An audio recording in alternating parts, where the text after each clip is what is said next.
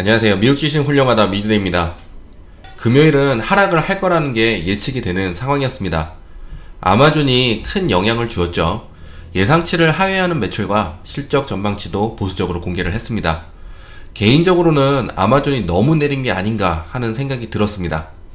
그러면서 실적이 유출되었다는 이야기 많이 나왔는데 그게 더 사실화되는 느낌이었습니다. 이유는 유출되면서 많은 곳에서 어느 정도 내리면 매도를 하게 되어 있는데 그 물량이 훨씬 더 커진 거죠. 원래 계획이 10% 던지는 거면 30%, 40% 던지는 모습이 나온 게 아닌가 하는 이야기들이 많이 나오고 있습니다.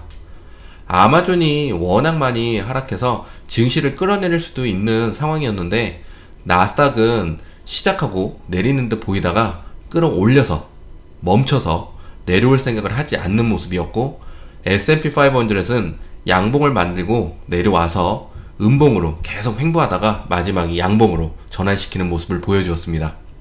스파이는 더 대단했습니다.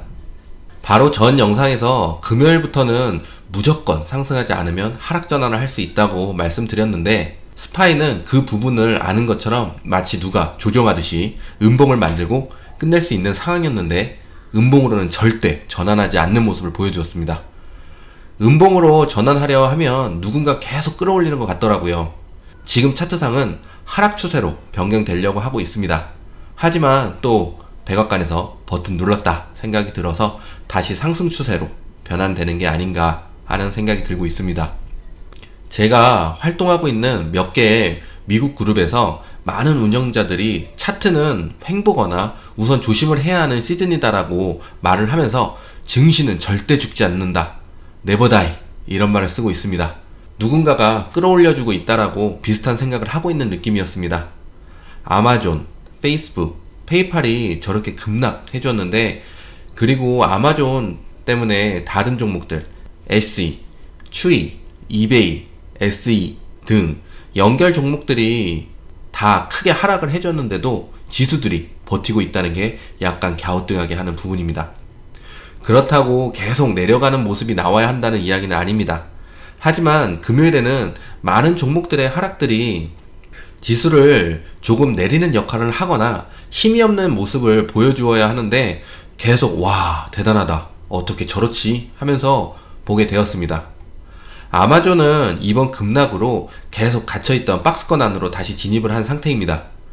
이번에 박스권 밖으로 나가게 되면서 더 큰 주가 상승을 기대하게 되었는데 다시 들어왔으니 앞으로 주가의 움직임이 어떻게 될지 잘 지켜봐야 하는 상황이 되었습니다. 지금 딱 박스 중간에 서 있는 모습이라서 위도 열려있고 아래로도 열려있는 상황이니 개인적으로는 위로 상승하는 모습을 보여주었으면 좋겠습니다. 박스권에 대한 설명을 간단히 드리면, 박스권에 갇혀있는 종목들이 종종 있습니다. 넷플릭스도 그랬고요. 박스에 갇히는 이유는 해당 기업의 사업 구조가 문제가 있을 수 있고, 하는 사업은 많은데 제대로 성장하지 않고 처음 시작한 사업으로만 계속 매출을 올리는 종목은 박스권에 갇힐 수 있습니다. 지금 활동량이 많아지니까 나가서 물건을 사게 되니 온라인 쪽으로 소비가 줄어들 수 있다라는 이야기 나왔고요. 그래서 이 부분이 소비 위축으로 연결되는 부분은 아니었습니다. 하지만 기업 실적이 발표되면서 몇 기업들에서는 매출 둔화를 이야기하게 되니 실적이 정점을 친 게 아니냐는 이야기 나왔습니다.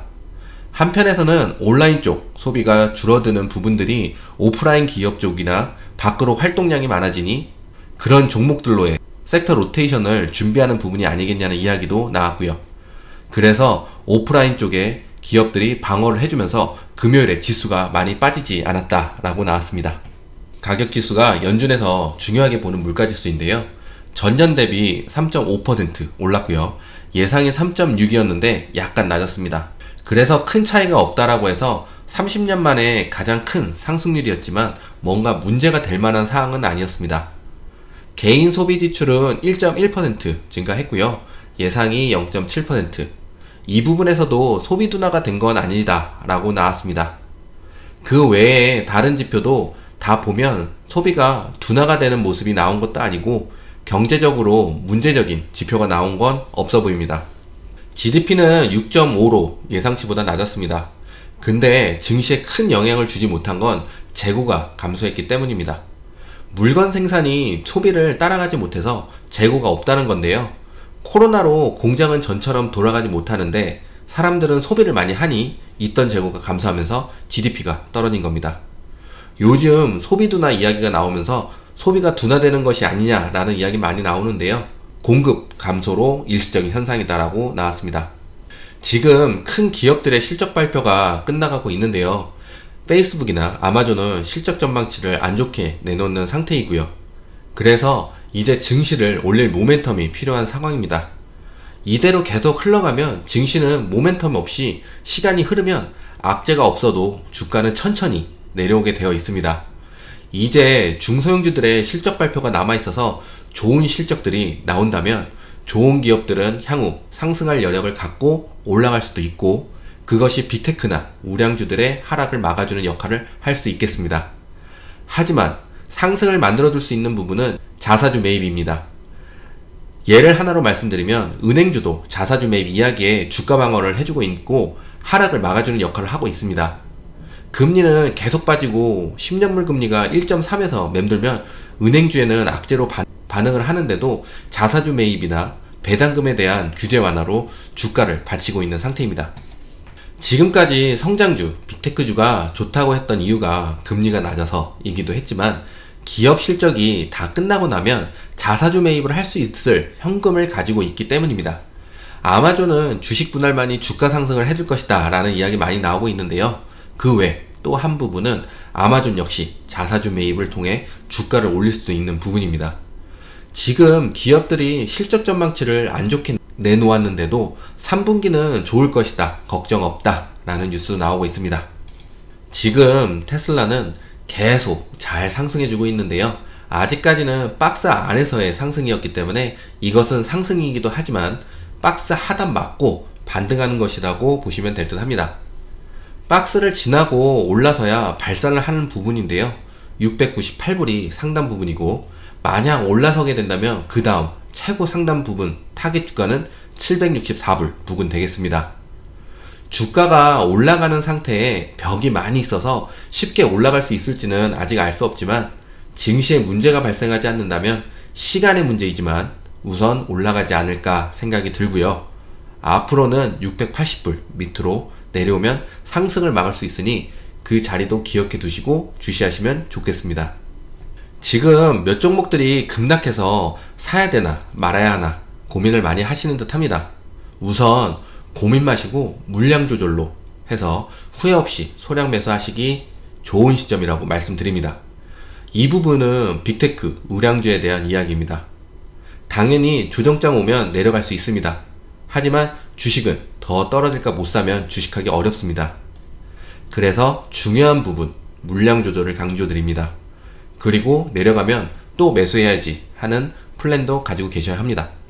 그리고 중소형주 실적 발표가 다가오고 있는데요. 팔란티어 줍줍 타이밍 온다고 하면서 마치 큰 상승할 것처럼 이야기하시는 분들이 많은데 상승할 수는 있습니다. 저도 기대하고 있고요. 하지만 전체 증시 흐름이 어떻게 흘러가게 되는 건지 알고 매수하시면 좋을 듯 하여 말씀을 드립니다. 우선 지금 중소형주들이 부분적으로는 기대감으로 올라오고 있지만 팔란티어는 상승세를 만들어 주다가 지금 횡보를 하고 있는데요.